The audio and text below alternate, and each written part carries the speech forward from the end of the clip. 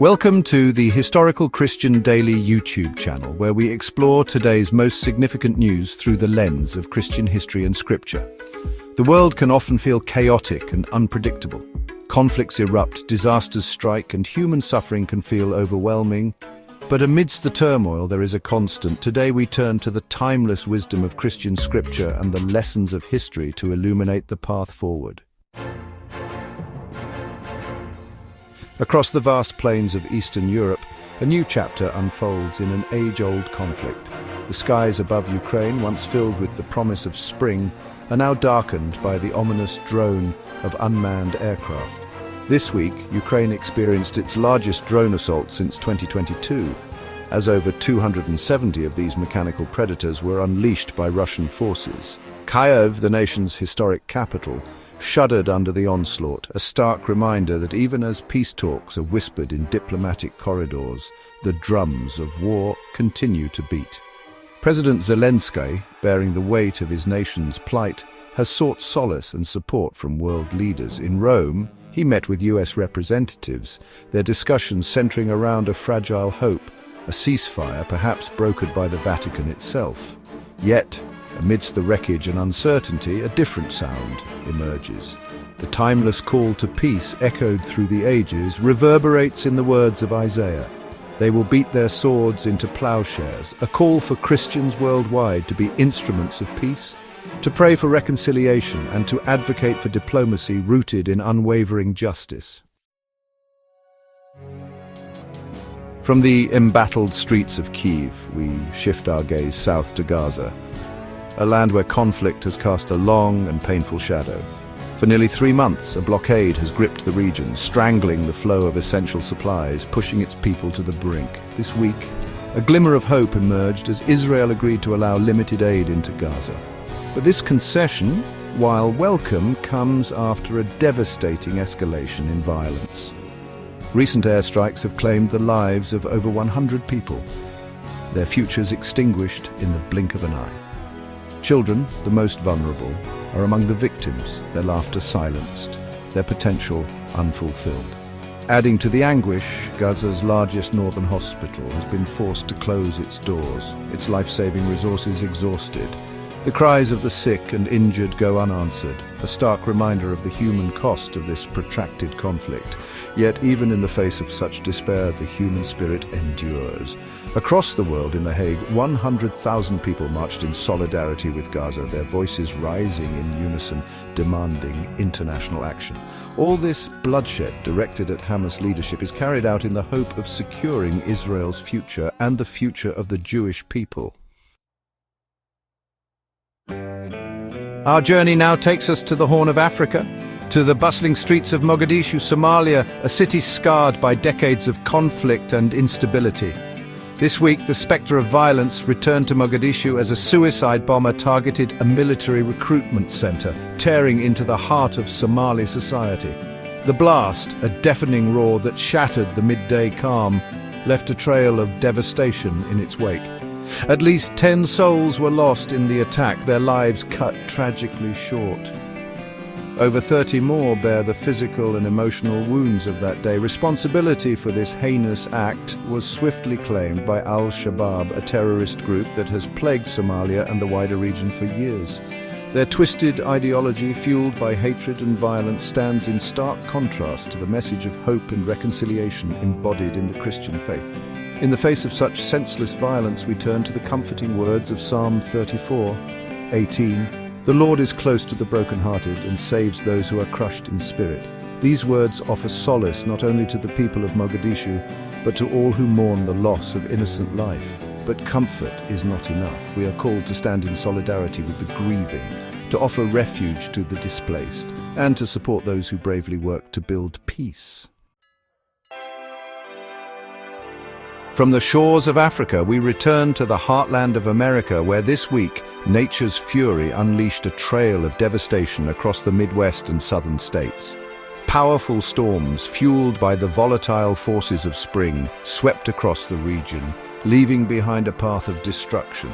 Homes, once sanctuaries of comfort and family, were reduced to rubble, their foundations torn asunder by the unyielding winds.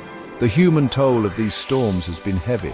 At least 23 lives have been lost, their stories abruptly ended, leaving behind a void in the lives of those who loved them. Thousands more face the daunting task of rebuilding their lives, their homes uninhabitable, their communities shattered. In the face of such widespread suffering, the words of Galatians 6:2 resonate with particular urgency. Carry each other's burdens, and in this way you will fulfill the law of Christ. When disaster strikes, the Church must be the first to respond, offering not just words of comfort but tangible aid.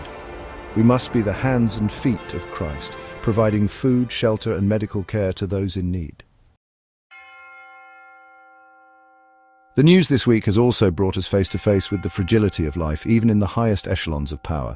Former US President Joe Biden, a man who has dedicated his life to public service, now faces a deeply personal battle. He has been diagnosed with an aggressive form of prostate cancer that has spread to his bones. The diagnosis, delivered with the weight of medical expertise, is a stark reminder that even the most powerful among us are not immune to the ravages of disease. Yet amidst the concern and uncertainty, there is a glimmer of hope.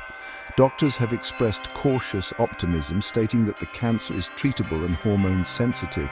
President Biden, known for his resilience and determination, will undoubtedly face this challenge with the same courage and grace he has displayed throughout his long and distinguished career. This personal battle resonates deeply with President Biden's long-standing commitment to fighting cancer. His Cancer Moonshot initiative, launched during his time as vice president, reflects his unwavering dedication to finding a cure for this devastating disease. As we reflect on President Biden's diagnosis, we are reminded of the words of Romans 5:3-4. Suffering produces perseverance, perseverance, character, and character, hope. The stories we've explored today, though diverse in their geography and circumstance, share a common thread: the enduring strength of the human spirit in the face of adversity. And they offer a poignant reminder of a historical event that holds powerful lessons for our time. The Berlin airlift of 1948. Imagine, if you will, a city divided, a people isolated, their very survival hanging by a thread. Berlin, in the aftermath of World War II, found itself encircled by hostile forces, its supply lines cut off, its citizens facing starvation. In response to this humanitarian crisis, the Western Allies, driven by a sense of shared humanity and moral obligation, launched a daring and unprecedented operation, the Berlin airlift. For over a year, planes loaded with food, medicine, and other essential supplies roared into the skies, forming a lifeline of hope for the besieged city. This extraordinary effort was not just a logistical feat, it was a testament to the power of compassion, a shining example of what can be achieved when nations put aside their differences and work together to alleviate suffering. And it was an effort in which Christians played a pivotal role, organizing relief efforts, offering prayers, and embodying the love of Christ to a world in desperate need.